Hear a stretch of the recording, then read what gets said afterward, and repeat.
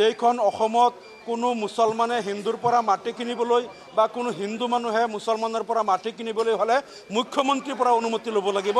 তেওঁলোকে মাটি কিনা বেচা এনেকৈ কৰিব নোৱাৰিব। চাওক, এইটো ভাৰতীয় সংবিধানৰ যিটো স্পিৰিট, এই স্পিৰিটৰ সম্পূৰ্ণ বিপৰীত। ভাৰতীয় সংবিধানে ভাৰতীয় নাগৰিক সকলো ধৰ্মৰ সকলো নাগৰিকক একে অধিকাৰ দিছে। তেওঁলোকে সম্পত্তি ক্ৰয় কৰা, আহৰণ কৰা, মাটি কিনা বেচা কৰা, ভাৰতীয় নাগৰিক এজনে বেলেগ এজন নাগৰিকক বেচিব পাৰিব। ইয়াত কোনো মুখ্যমন্ত্ৰী প্ৰধানমন্ত্ৰীৰ পৰা অনুমতি লোৱাৰ দৰকাৰ নাই। কিন্তু এইখন অসমত সাম্প্ৰদায়িক মেৰু বিভাজনৰ ৰাজনীতি কৰিবলৈ মুখ্যমন্ত্ৰী হিমন্ত বিশ্ব শৰ্মা ডাঙৰীয়াই আৰু তেওঁৰ কেবিনেটে এইটো সিদ্ধান্ত লৈছে যে ইয়াত মুছলমানে হিন্দুৰ পৰা বা হিন্দুৰ পৰা মুছলমানে মাটি কিনিব নোৱাৰিব। এতিয়া চাওক, আমি দেখিছোঁ বহুত এনেকুৱা আমাৰ গাঁও অঞ্চলত বহু হিন্দু মানুহেও আমাক আহি পেলাই দাবী কৰে যে আমাৰ ইয়াত বহুত কিছুমান তেওঁলোকৰ মাটি মুছলমানৰ মাটিৰ ভিতৰত থাকে বা কোনো মুছলমানৰ মাটিও হিন্দু মানুহৰ মাটিৰ ভিতৰত থাকে। তাত বেলেগ হিন্দু মানুহে কিনিব নাহে, তেওঁলোকে মুছলমানকে বিক্ৰী কৰিব লাগিব। গতিকে এই ক্ষেত্ৰত তেওঁলোকে এইটো এটা টুকলকি সিদ্ধান্ত লৈছে। কেৱল ভোটৰ ৰাজনীতি, ভোট বেংকৰ ৰাজনীতি কৰাৰ স্বাৰ্থত তেওঁলোকে এনেকুৱা ধৰ্মীয়ভাৱে মানুহক ভাগ কৰিবলৈ যিটো সিদ্ধান্ত লৈছে তাৰ বিৰুদ্ধে আমি সভাস্থগন প্ৰস্তাৱ আনিছিলোঁ, কিন্তু চৰকাৰে এইটো মানি নোলোৱাৰ কাৰণে আমি ৱাকআউট কৰি আহিছোঁ। তাৰ লগে লগে চাওক, এইখন চৰকাৰে স্মাৰ্ট মিটাৰ সংযোগ কৰি পেলাই তেওঁলোকে ডকাইতি কৰি আছে। ইমান বেছি বিল আহে স্মাৰ্ট মিটাৰত। আগতে যিজনে 1800 টকা বিল দিছিল, এতিয়া 5000, 6000, 8000 টকালৈকে তেওঁলোকৰ মাহেকত বিল আহে। গতিকে এইটো স্মাৰ্ট মিটাৰ বন্ধ কৰি আগৰ দৰে যাতে আমাৰ গ্ৰাহকসকলক শোষণ কৰা নহয়, সেইটো আমি দাবী জনাইছোঁ। গতিকে আজি এই চৰকাৰৰ জনবিৰোধী নীতিৰ বিৰুদ্ধে আমি প্ৰতিবাদ।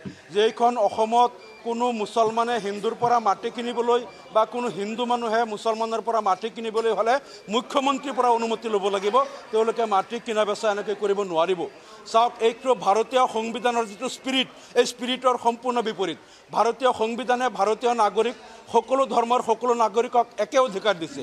তেওঁলোকে সম্পত্তি ক্ৰয় কৰা, আহৰণ কৰা, মাটি কিনা বেচা কৰা, ভাৰতীয় নাগৰিক এজনে বেলেগ এজন নাগৰিকক বেচিব পাৰিব। ইয়াত কোনো মুখ্যমন্ত্ৰী প্ৰধানমন্ত্ৰীৰ পৰা অনুমতি লোৱাৰ দৰকাৰ নাই। কিন্তু এইখন অসমত সাম্প্ৰদায়িক মেৰু বিভাজনৰ ৰাজনীতি কৰিবলৈ মুখ্যমন্ত্ৰী হিমন্ত বিশ্ব শৰ্মা ডাঙৰীয়াই আৰু তেওঁৰ কেবিনেটে এইটো সিদ্ধান্ত লৈছে যে ইয়াত মুছলমানে হিন্দুৰ পৰা বা হিন্দুৰ পৰা মুছলমানে মাটি কিনিব নোৱাৰিব।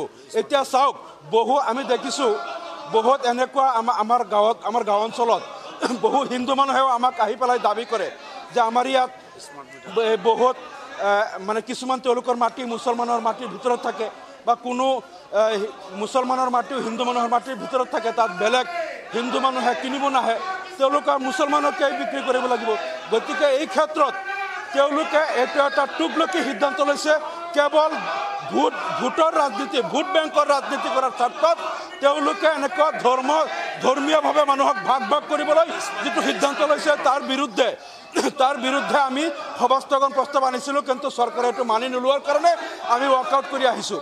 তাৰ লগে লগে চাওক, এইখন চৰকাৰে স্মাৰ্ট মিটাৰ সংযোগ কৰি পেলাই তেওঁলোকে ডকাইতি কৰি আছে।